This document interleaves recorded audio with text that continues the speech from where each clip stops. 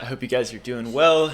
We are continuing our slow trudge through every historical century from the 8th century, all the way to the present. So now we are on the 4th century. As always, I will start a timer so I don't rant too long. And we have started. Okay, so the 4th century BC starts at 400 BC and then moves kind of towards the present. So it's like counterintuitive. So anything that's like 300 and so would be the 4th century. It is considered part of the classical era, epoch or epic. I never know how to pronounce that correctly. Whatever. Epic or epoch means in chronology or periodization. An epoch or reference epoch is an instant in time chosen as the origin of a particular calendar era. That didn't really make sense, but that's what it is. Historical period. Okay, so historical period.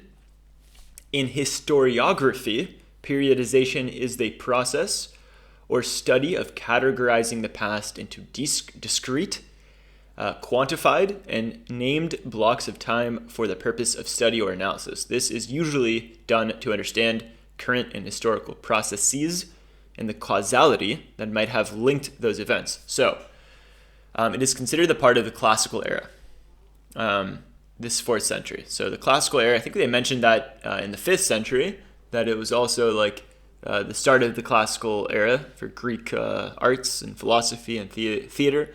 So let's continue. This century, the 4th, marked the height of classical Greek civilization in all of its aspects. By the year 400 before Christ, BC, Greek philosophy, art, literature, and architecture had spread far and wide, with numerous independent Greek colonies that had sprung up through the lands of the Eastern Mediterranean. You might have heard my volume go up because I'm excited because we talked about Greek colonization in previous Wiki With Me's. We had an episode about Greek colonization, and we had one about Jason and the Argonauts being like a myth that was like a part of that whole kind of Greek colonization effort, maybe you could say. This is cool. You guys can check out those episodes if you're curious. Okay, but moving on. Arguably the most important series of political events in this period were the conquests of Alexander. Oh my gosh. Okay, so this is a very pivotal, century. Moving back. Alexander, bringing about the collapse of the once formidable Persian Empire and spreading Greek culture far into the east. Alexander dreamt of a east-west union, but with his short life ended in 323 BC.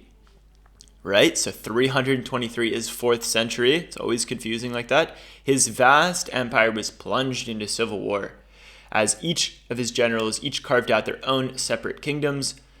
Okay, so this is the 4th century is like the age of Alexander, and then the subsequent or the following kingdoms that ruled in his stead.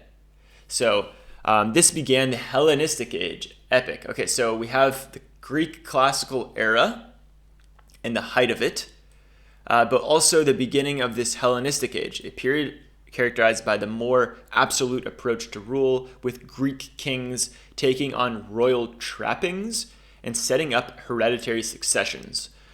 So I think this refers to like the Ptolemaic kingdoms, the Seleucid kingdoms, and so on. There's more of them. Maybe I'll click into this on a new tab. Open link, a new tab. Moving on. While a degree of democracy still existed in some of the remaining independent Greek cities, many scholars see this age as marking the end of classical Greece. Interesting. So it's also the era of the height and also the end. So we have it seems like it starts in the 5th BC and it ends in the 4th and also has its height in the 4th. So it is short-lived. While a degree, we read that. So in India, now we're moving to the subcontinent. In India, the Maurya kingdom was founded in 322 BC by Chandragupta Maurya, who rapidly expanded his power westward across central and western India, taking advantage of the disruptions of local powers in the wake of the withdrawal westward by the armies of Alexander. Okay, so it's like it was like an opportunist type of thing. Like there was an opportunity, and we are out of time, but I'm going to just go over time for this last paragraph. Moving on, China in the 4th century BC. We entered an era of constant warfare known as the Warring States period. That does not sound good. The period saw a rapid rise of large states such as Chu over smaller ones thanks to technological advancements through the period. Though this period had usually been characterized by historians as being excessively violent compared to the spring and autumn period, it was also punctuated by several cultural and social growths through the expansion of several different sects of Confucianism, Taoism, and formulation of legalist thought.